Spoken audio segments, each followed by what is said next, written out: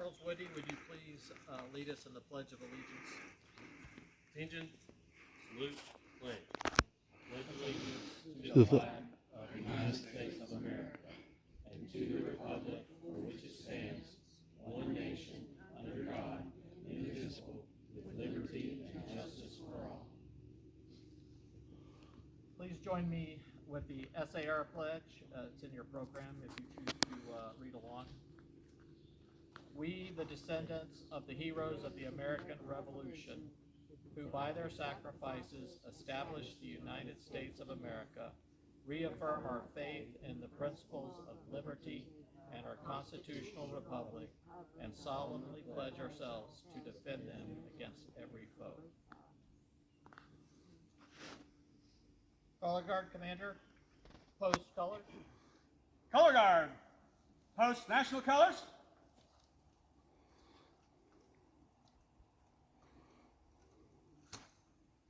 Post remaining colors.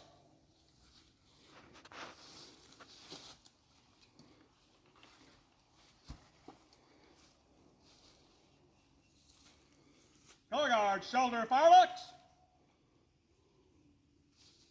Color Guard, right base. Forward, on. Dismiss, guys. Thank you, Color Guard. Can everyone hear? Raise your hand. Yeah, thank you. We are gathered here today to commemorate Patriot William Cuthbertson.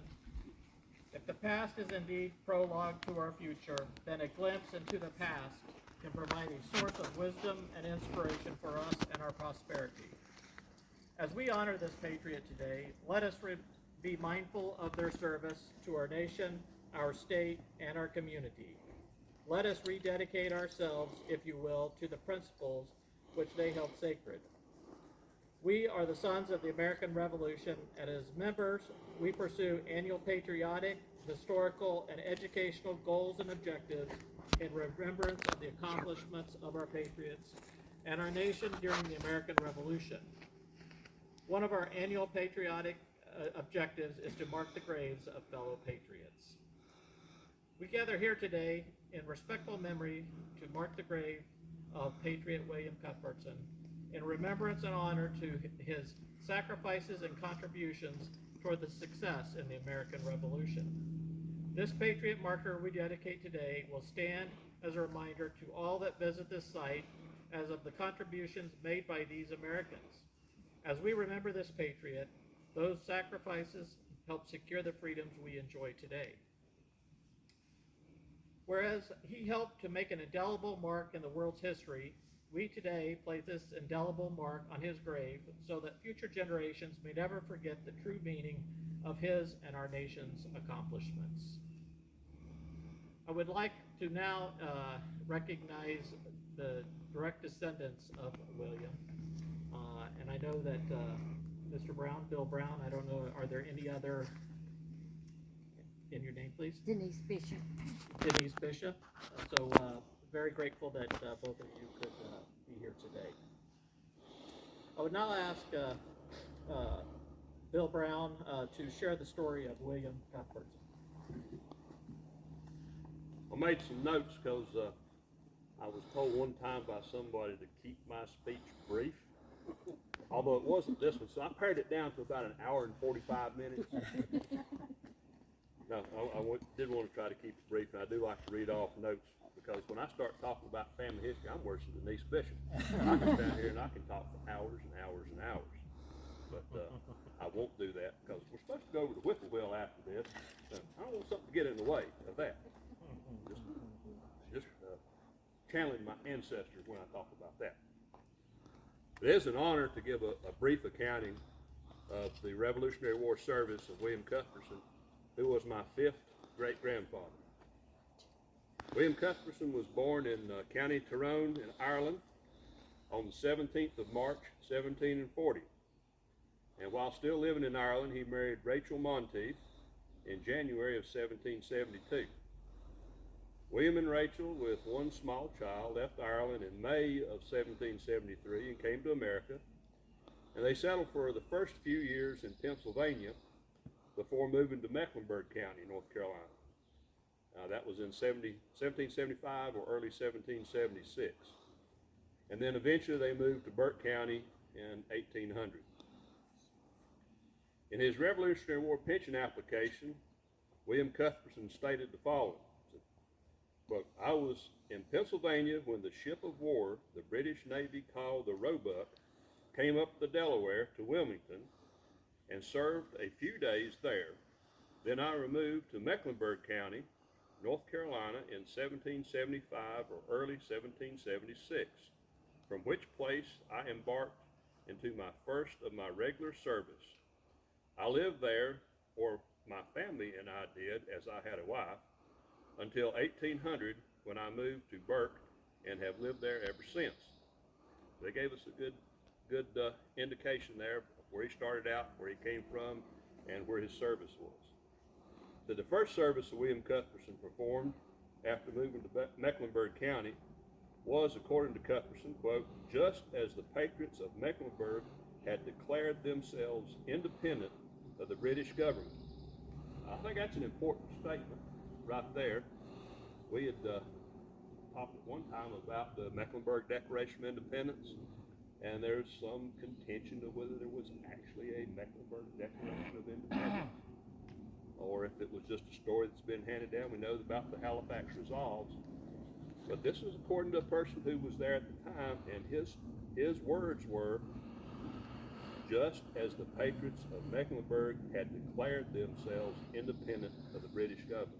I take that as primary source documentation that Mecklenburg Declaration actually existed, as people say. That's just a side note. That was free. That didn't cost anybody anything extra. That didn't cost anybody extra to give that little bit of information. William Cuthbertson stated he served under Major Joseph Dixon, who commanded a battalion of volunteers from the time the Tories and British were ranging the upper part of North Carolina. Cuthbertson stated they were, quote, mounted men and were called Minutemen, and that he was in this service for upwards of 2 years.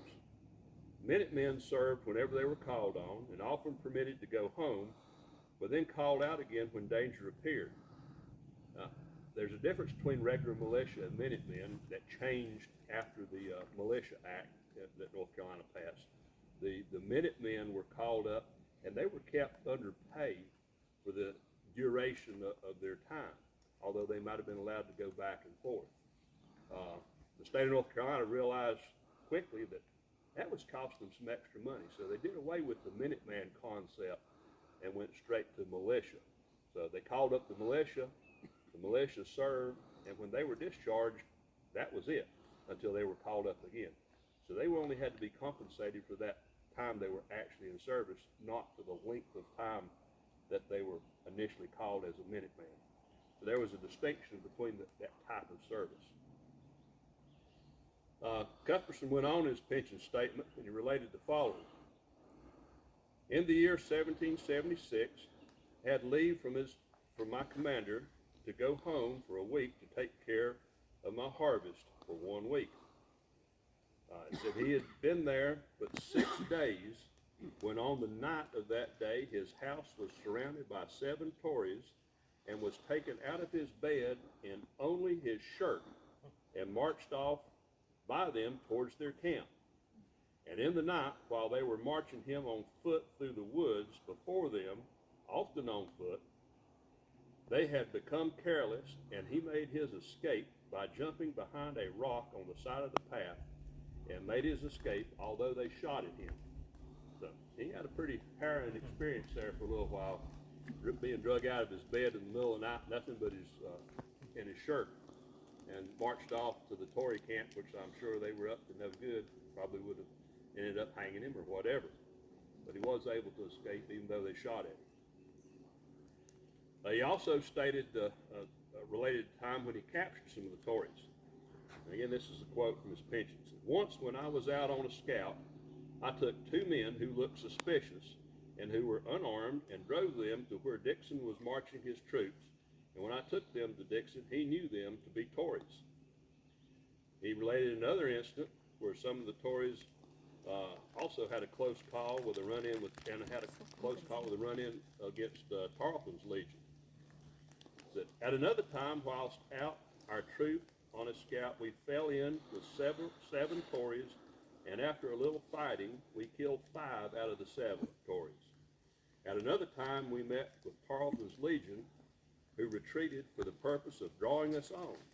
But Major Dixon saw their object was to draw us into an ambuscade, and as he learned it from a deserter and was on his guard.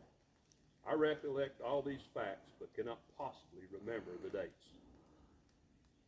Cuthbertson's pension statement goes on and talks about his service. It said his service ended while he was serving as a mounted man in close pursuit of the retreating British forces of Cornwallis.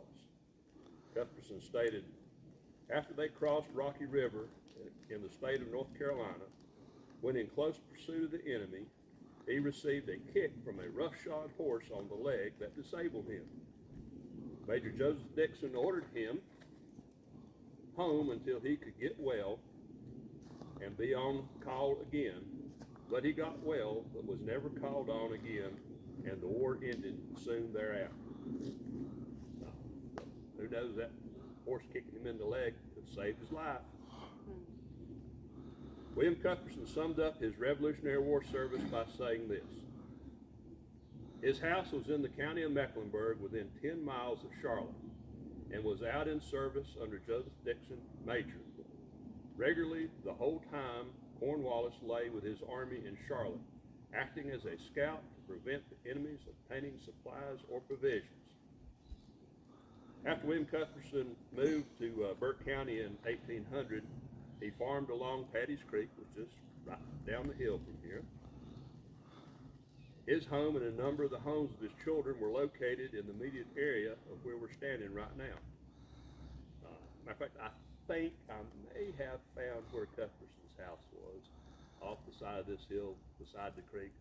The only thing that's left that I could identify of an old home site looks like where a spring house might have been, the rock around a spring. I don't know for sure, but that makes sense. Bottom of the hill, buried on top of the hill.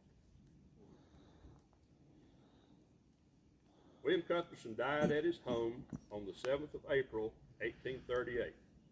His obituary was printed in the local newspaper, stated in part, he has left behind him a wife and a large and respectable family to deplore their loss in his death. But cheering indeed to his friends, but in particular to his nearer relations, that he possessed that degree of Christian faith that enabled him to meet the fatal shaft without dismay. And that is the brief story of William Cuthbertson, my 5th great-grandfather, and Denise's. When he died, he was the oldest living American Revolutionary War soldier in Burke County. I think he was 101. Thank you. I would now ask that we unveil the marker.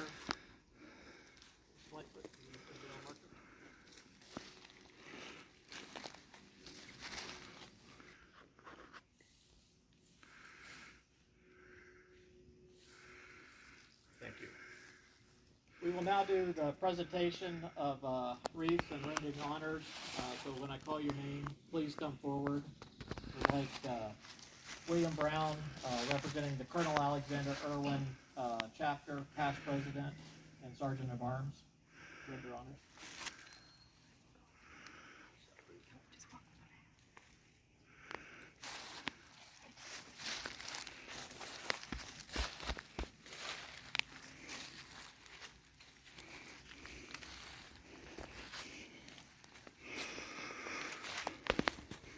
Next, I would like to ask Roy Lightfoot, president of Catawba Valley chapter, to render honors.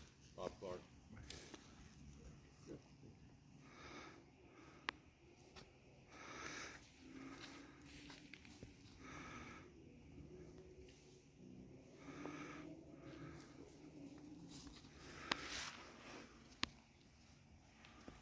Colonel Daniel Boone chapter, Larry Anderson, color guard commander.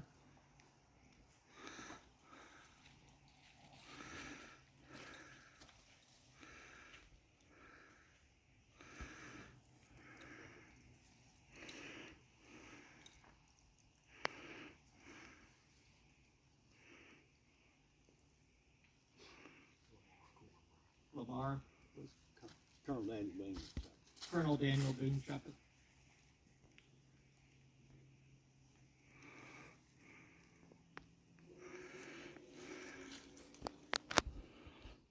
Daughters of the American Revolution, Quaker Beto's chapter of DAR, Becky Heacock, Pat Wells, and Denise Bishop. and Denise Bishop. Please render honor.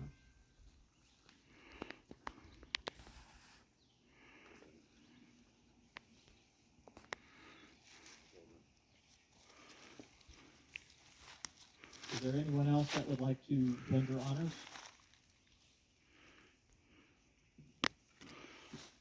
Thank you.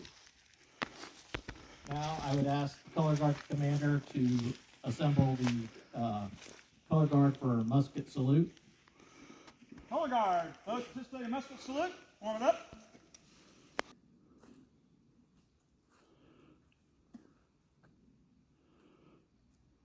Color Guard, make ready.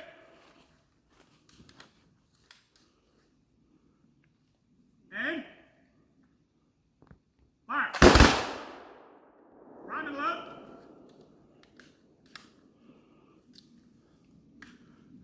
That smell.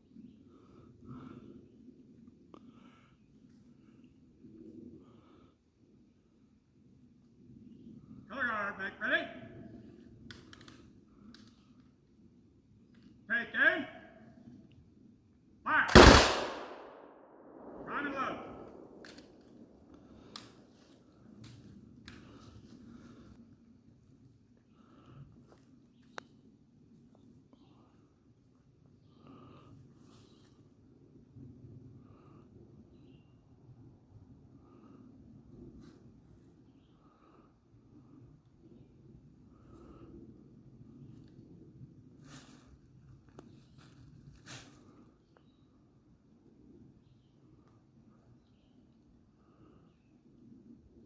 Color Guard, make ready.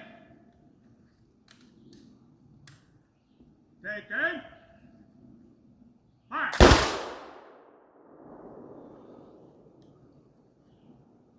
Color Guard, shoulder firelocks. Color Guard, Thank you, Color Guard Commander. For final remarks, I would like to close with remembering George Washington's notes in 1796. As his second term in office drew to a close, President George Washington, where he chose not to seek re-election, as King George III put it, if he does that, he will be the greatest man on earth. And he did. Washington then offered his final counsel to the people as their president. He stressed the importance of the union that bonded all Americans together and provided for their freedom and prosperity. He reminded them that the independence and liberty the nation currently enjoyed was the result of common dangers, sufferings, and success they had experienced together in the American Revolution and the early years of the Republic, of which William Cuthbertson was a vital contributor to the cause and hardships. To safeguard their hard-won system of Republican government and a federal union, the country had to remain united. He cautioned against three interrelated dangers that threatened to destroy the Union: regionalism, partisanship, and foreign entanglements. He went on to say the name of American must always exalt the just pride of patriotism more than localized prejudice or biases. I feel it is our responsibility to honor William Cuthbertson, along with the thousands that risked life and fortunes who contributed to the forming of this great nation in what George Washington called the last great experiment for promoting human happiness by reasonable, compact self-governance in a civil society. Let us continue to protect and promote those ideals in memory of William Cuthbertson, honored here today. Thank you. In your program, we will now close with the SAR recessional, so if you would please join along. Until we meet again, let us remember our obligations to our forefathers who gave us the Constitution, the Bill of Rights, an independent Supreme Court, and a nation for free men and women. So we're working on modifying that. So, but thank you all for coming today to honor the Patriot, and it's great to have two family members here. That makes it very special. So thank you, and with that, any other business? All right. Hip hip. Huzzah! Hip hip. Huzzah!